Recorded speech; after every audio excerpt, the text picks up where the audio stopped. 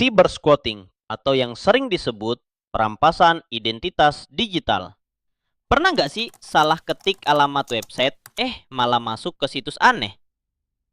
Nah, bisa jadi itu bukan kebetulan, tapi ulah cybersquatting.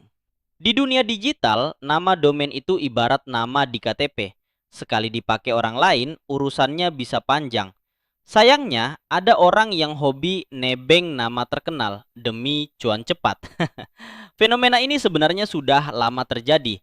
Di awal tahun 2000-an, Indonesia sempat dihebohkan oleh sengketa domain detik.net. Nama Detik sudah dikenal luas, tapi domainnya justru lebih dulu diambil pihak lain. Akhirnya masuk ke ranah hukum, dan pengadilan memutuskan bahwa penggunaan domain tanpa izin adalah tindakan dengan itikat buruk dan harus dikembalikan ke pemilik sah. Seiring berkembangnya internet, modusnya makin berbahaya. Salah satunya tipe squatting. Cuma beda satu huruf. Satu huruf. Tapi dampaknya besar. Website palsu dibuat mirip, korban merasa aman, lalu username dan password dimasukkan, dan data pun hilang. Tidak hanya merek lokal, merek internasional juga sering jadi target. Domain seperti nike.co.id pernah didaftarkan tanpa izin, bukan untuk bisnis, tapi untuk spekulasi. Disimpan, lalu dijual mahal. Jadi jelas, cybersquatting bukan sekedar iseng. Ini kejahatan siber yang bisa merugikan pengguna, pemilik merek, dan keamanan data. Karena itu, pemilik merek perlu mengamankan domain sejak awal dan rutin memantau yang mencurigakan. Ingat, di dunia digital, nama domain bukan cuma alamat website. Ia soal hak, kepercayaan, dan identitas. Karena satu huruf yang salah bisa jadi masalah besar. Be safe guys. Dan selanjutnya adalah materi tentang startup bisnis yang akan dijelaskan oleh bestie saya. Karena saya capek.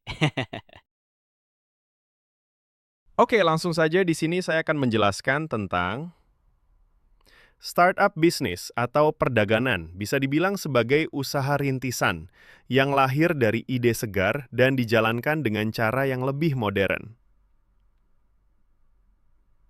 Biasanya, startup menawarkan produk atau jasa secara inovatif dengan memanfaatkan teknologi digital.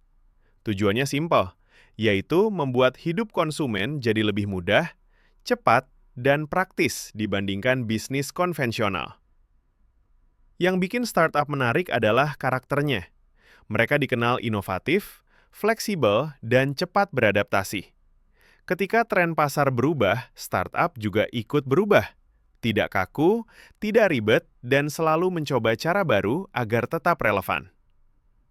Dalam bidang perdagangan, banyak startup bergerak di sektor e-commerce dan marketplace, serta layanan pendukung seperti pembayaran digital dan logistik. Model bisnisnya pun beragam, mulai dari B2C, B2B, sampai C2C, tergantung siapa target pasarnya. Intinya, semua dibuat supaya transaksi jadi lebih mudah. Teknologi menjadi senjata utama.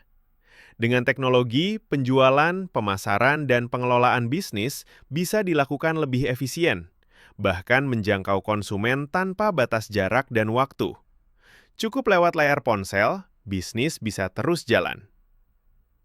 Namun membangun startup tentu punya tantangan, mulai dari keterbatasan modal, persaingan yang ketat, hingga perubahan kebutuhan konsumen.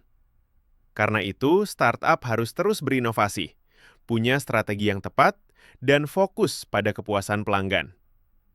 Jadi di era digital ini, startup bisnis dan perdagangan adalah peluang yang menjanjikan, terutama bagi generasi muda yang kreatif, adaptif, dan berani mencoba hal baru.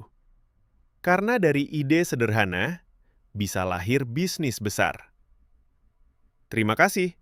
Sekian dari kami Kelompok 9. Semoga materi ini bermanfaat, and see you!